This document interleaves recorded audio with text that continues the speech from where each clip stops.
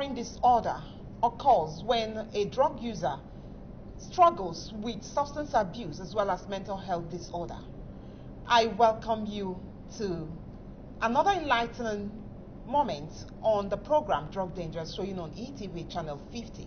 My name is Ngozika Mba, and I have a first-time participant on the program in the person of Dr. Montfort, Olisa. You're welcome to Drug Dangers. Thank you, moderator. He is a psychiatrist here to talk to us about the link between substance abuse and mental health. Now, Doc, which causes which? Drug abuse or mental health issues? Well, the relationship can actually be bi-directional, in that substance use can cause a mental disorder. But there's a study that shows that, substances like cannabis can actually cause mental illness, like psychosis. Then again, drug abuse or substance abuse can also cause mental illness. Okay. So drug abuse can cause mental illness. And mental illness can also predispose somebody to abuse drugs. Yes, to abuse drugs.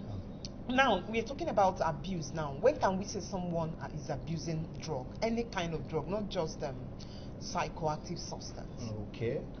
Drug abuse is a maladaptive pattern of drug use, in which the user of the drug has problems, associated with this drug use, like affectation of the person's internal organs, or affectation of the person's relationship with others, or maybe the drug is causing significant difficulty in the person's occupation and other areas of functioning.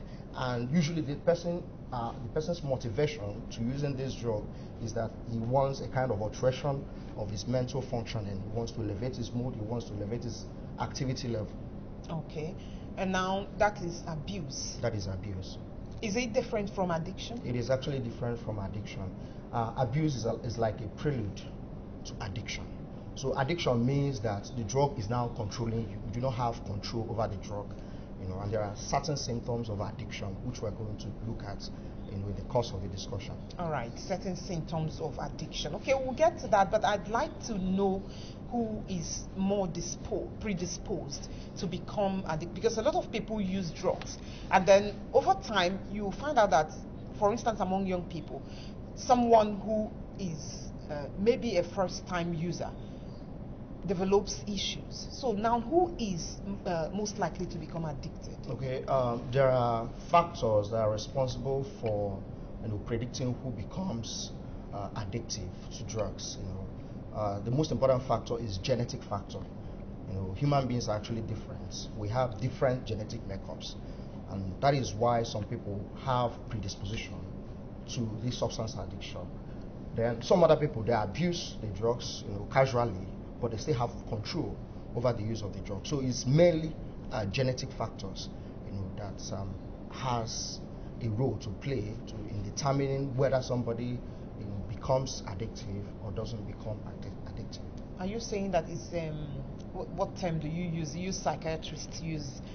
Are you saying that it's a genetical issue? Yes, a genetic predisposition. Okay. The way we behave is explained by our gene. Has it got anything to do with brain chemistry? Yes, the gene is responsible for production of almost all the totality of the body chemistry, the body anatomy.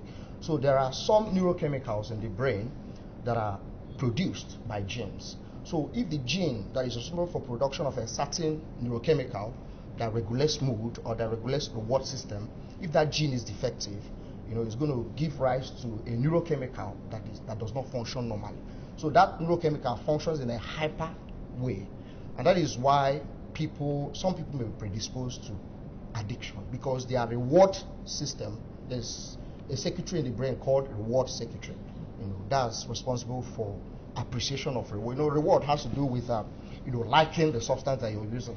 So if that reward system is hyperactive, so it's like telling you, I want more, I want more, I want more. So Okay, and for some people, they get addicted. Yes. And for two persons who started using a particular substance at the same time, one may use at will, what do they call it now, recreational use, and one will be addicted, will not be able to function without using the drugs because of what you just explained. Yes. Okay, now we are now getting to the point where I'd like you to talk to us about how to detect addiction, in someone or in someone around you, in oneself or in someone around you. Okay. Well, that would actually depend on the nature of the substance, but I'll use a model for alcohol use, to talk about it. You can actually screen, assuming I'm the one that is using a substance. There are certain checks that I can use to screen myself. Now, if I have problem with cutting down the use of that substance, I should be able to have control over the substance if I'm using it for recreational purposes. But when I'm no longer able to control the quantity or the time that I'm using that drug, then that means I'm no longer able. That means I might be tilting to depression, or I become angered, easily angered when people talk about my substance use behavior. I'm angry about it, or I feel guilty. After using it, I feel that no, I shouldn't be doing this, but I find myself, do I keep on feeling guilty? Then there's something they call eye opener again. That's it. The drug takes over you. Like you wake up in the morning, you can't function, you have to take the drug. That's like an eye opener. It means that you cannot function without the drug. So these are telltale signs that the drug is actually taking over you, or getting addicted to the drugs. All right, now, because we are still on addiction and not abuse now, and is it right to say that abuse leads to addiction? Yes. Okay. There's a direct link between, people usually start with abuse, and at that abuse level, they still have some control. But when they now begin to use, depending on the person's body chemistry or physiology, like I explained earlier, gradually the person may develop what we call dependence syndrome or addiction. Okay. Now, another issue is now when it has to do with a pregnant woman who uses drug to the point of dependence, like you just said. Okay. How can, what are the effects on the fetus, on the mental health of the fetus? Okay. Well, pregnancy is actually a time where women should be very, very careful. Even if you're using psychoactive substances, you should actually stop, at least for the sake of that baby. I give you a typical example of a case. It's called fetal alcohol syndrome. So now it happens in pregnant women that use alcohol. So because alcohol is like a toxin, it damages the growing fetus. So when these women finally give birth to their babies may be deformed or malformed. Some may just look wide. Scary. Yes, and that's just for alcohol. Yes, that's for alcohol. Then they have other malformations like cardiovascular malformations, heart defects. They are not good. The babies look flabby. They don't have energy. So that's for alcohol. Then for something like cocaine, cocaine, there's an effect that it has on blood vessels. You have blood vessels supplying blood from the mother to the fetus. So what cocaine does is that it narrows the caliber of those blood vessels. So what it means is that the amount of the blood that is going to the fetus is significantly reduced. So and if the fetus doesn't get enough blood, the fetus is going to be retarded. So you have what you call intrauterine growth retardation.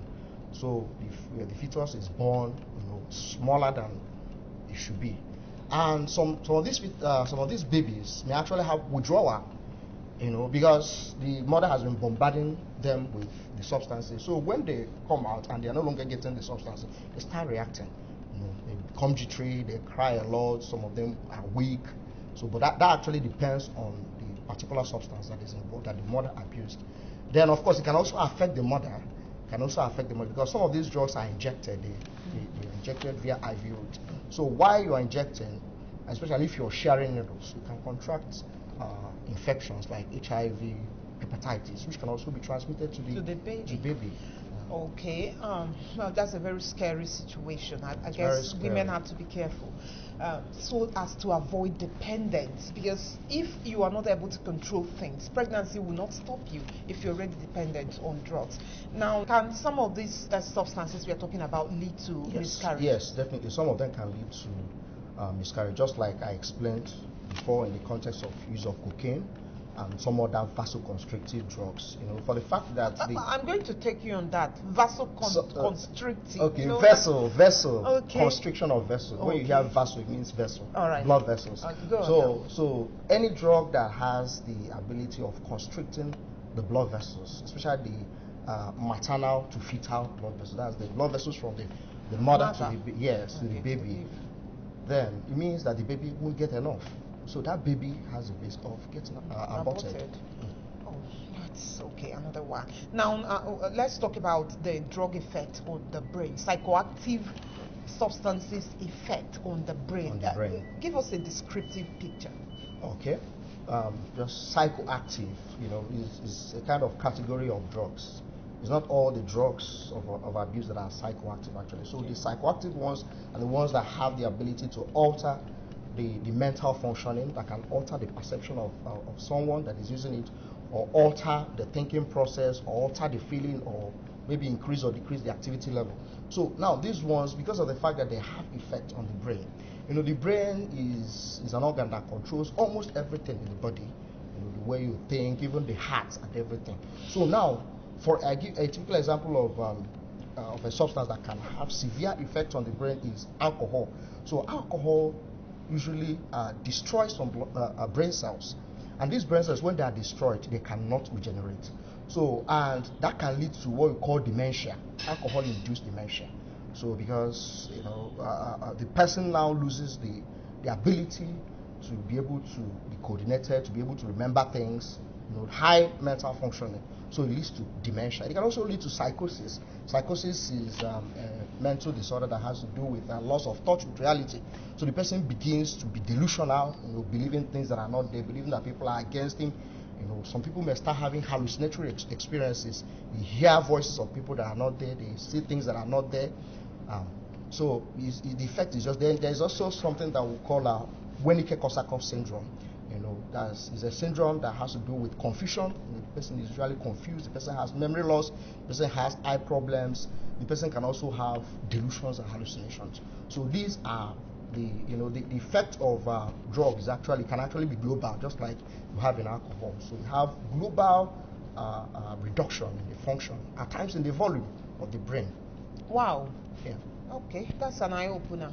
There is a reduction in the function of the brain and because structure. And even structure over time. And by structure, it means that the reduction of the volume of the brain. And is it possible that the brain will regrow after reduction? It's not possible. So it's a permanent It's problem. a permanent thing. Oh, it happens at the later stages. Okay, what are the other effects of drug abuse on the user? Mental effects, other than the brain picture you just painted. Okay. Like Parkinsonism. Has it got something to do with the brain as well? Parkinsonism is a movement disorder. I want to distinguish between Parkinson's disease and Parkinsonism, because those two terms are often confusing. Yes, Parkinson's disease is a disease of the old age, just like you have Alzheimer's disease. It's a neurodegenerative disease, meaning that you have progressive destruction of brain cells. So, and the brain area that is usually destroyed is the brain area that is responsible for movement. So that's why people that have Parkinson's disease, they have problem with movement. At times their hands are shaking, they are very rigid, they have what we call dyskinesia, they can't initiate movement. So, they are just moving like a log of wood. So that is Parkinson's disease, coming from a disease, a neurodegenerative disease, just like Alzheimer's. Then you have Parkinsonism. Parkinsonism is just like a syndrome, just a movement disorder, which can be caused by anything. So Parkinson's disease can cause Parkinsonism. Some drugs of abuse, though that has not been extensively researched, can cause Parkinsonism, especially some antipsychotic drugs. When these patients come, at times they have other comorbid medical conditions like psychosis. So while we're treating the substance use, we're also treating those conditions. So some of these drugs can actually lead to chemical imbalance that will give you what looks like Parkinson's disease. We call it Parkinsonian-like disease. So, but the difference between Parkinson's disease that is coming from drug use, it can actually stop when the person stops taking the drug. But if it is from neurodegenerative condition, so that one is structural destruction of the brain. Okay. That's Parkinson's disease. Okay. If you destroy brain cells, they can't regenerate. But the other one is coming from chemical imbalance. Once you stop it, yes, recovery. Okay, recovery. And this is all about all the mental issues associated with the drugs? No, there are several mental issues. All right, you'll talk to us about that in a moment. You are still watching Drug Dangers on ETV Channel 50. The program returns shortly.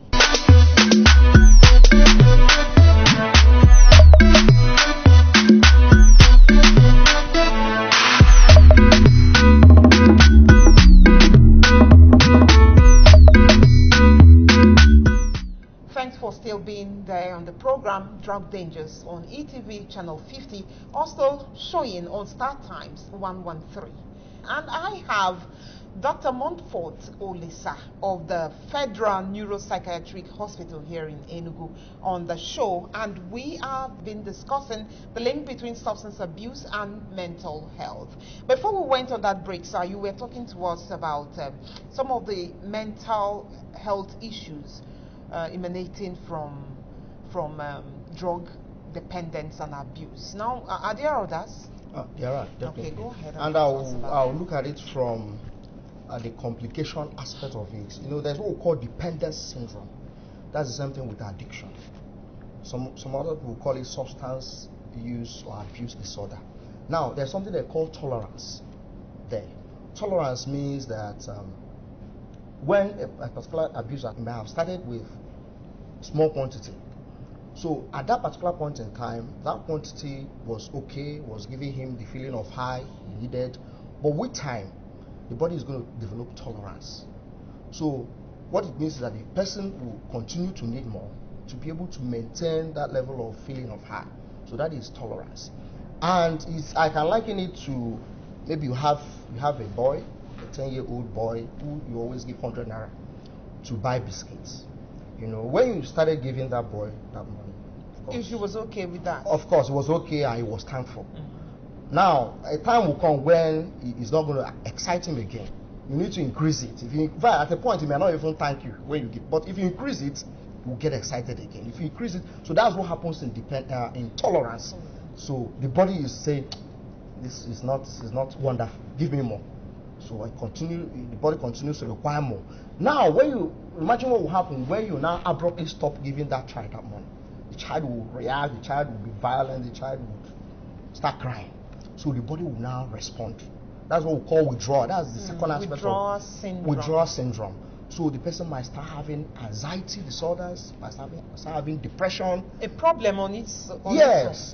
There's substance-induced anxiety disorder. There's also substance-induced depressive disorder. You know, because the body is reacting. The body is already used to that level of excitation of reward system, just like I explained before. So you're no longer giving them. You're no longer giving the body what he wants. The body will start responding. In fact, some will start shaking. It's not just psychological symptoms. Some will start shaking, having increased BP, having a heightened respiratory rates, and some may even die from it. So you have some mental conditions associated with especially withdrawal from somebody who is dependent. Then again, you also have affectation of other areas of functioning, you know, occupational functioning. Maybe somebody abused alcohol, say yesterday. Of course, the person may not be able to function well today, but because of hangover, the person might start becoming violent, especially when the person is intoxicated. So they just become nuisance. So it's actually very, very enormous. I may not be able to exhaust the other mental health complications. All right, there is this angle I'd like us to look at concerning the effect of drug on the user. It is the effect on early use. People who started abusing drugs quite early in life. Okay. It can actually be very, very devastating. Very, very devastating, because it can actually lead to the truncation of that person's dream. You can imagine a secondary school boy using some of these things, cannabis. One of the complications of substance use is this primacy of use. The person neglects every other thing about his dream, about his pursuit, and now concentrates. Maximum concentration. Yes, on those substances. Yes, and even research for more. Yes, go to any extent, and that's why at times some of them will start stealing. Okay. Assuming they are using a psychoactive substance that is expensive, like cocaine and all these high ones. So the source for money anyhow to sponsor that addiction. So that can even lead to incarceration, litigation, and truncation. And of course, the person's brain system is wired. That is what gives him reward. The reward system is wired to substance use. He doesn't get reward from any other thing, from his education, from his work. So he concentrates on the substance use, neglecting every other thing. And there's no way that person is going to succeed. Okay. So the person might either land in jail and all that. So it's actually a problem now. Many of our youths, especially adolescents, they are using these substances, and the effect is not really wonderful on them. Okay. Now let's narrow it down to mental health. If someone started abusing drugs earlier in life, does it cause more damage? Yes, it causes more damage. In fact, they are more difficult. It means, in fact, that is even where that genetic factor I was telling you about, that's where it creeps in. People that have that genetic tendency, that are wired that way, they start using the drug earlier than people that have lesser genetic susceptibility.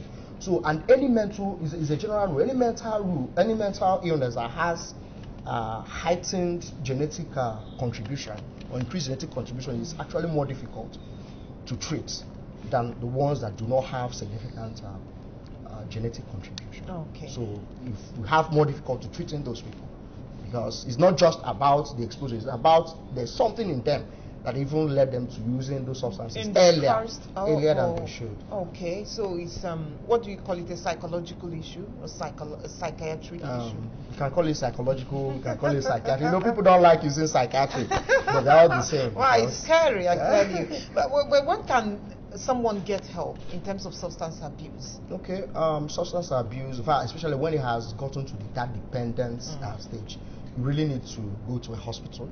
And lucky enough, we have about 8 federal neuropsychiatric hospitals in Nigeria. Yes. Is that lucky enough? Well, we also have other psychiatric departments in our teaching hospitals and other standalone psychiatric hospitals, state psychiatric hospitals, like this one that is in Montfort. You've heard about it. Okay. So you have several of them. But here in Enug, we have federal neuropsychiatric hospitals. So when the person had to get help? Yes. Yeah, and it's good to seek help early. It's good now, to seek help it early. must be at a psychiatric hospital. It mustn't be. It mustn't be. You can still go to a teaching hospital. Most of our teaching hospitals have psychiatric departments. Okay. So because people run away from going. But the truth is that there's nothing spectacular about it. Psychiatric illnesses are just like every other illnesses. Okay. And can be resolved. Yes, can be resolved to an extent, at least decreasing the level of dysfunction in the individual. So we have all the necessary facilities to care for people who have substance use problems. Okay. Yes, we you have rehabilitate them, or you just treat them? Treat and rehabilitate. We have a whole lot of mental health professionals. We have psychiatrists, we have psychiatric nurses, we have psychologists, we have social health workers. Then we also have occupational therapists. To rehabilitate them up, because it's not just about treating them. You have to rehabilitate them. Some of them have lost their jobs, they have dropped out of school. Okay, you do stuff to help reintegrate them into society. Reintegrate them into the society, teach them new skills, and especially maybe if the skill, assuming somebody who has a substance use disorder is running a bar. There's no way that person. So you probably have to do stuff to ensure he doesn't come in contact with. So it's not just about treating the thing. We treat. But we also rehabilitate to reintegrate them back to the society. All right, thank you, Dr. Montfort, Olisa. You've been most resourceful. It's your first time, but you deliver. Thank you for finding time to be on Drug Dangers.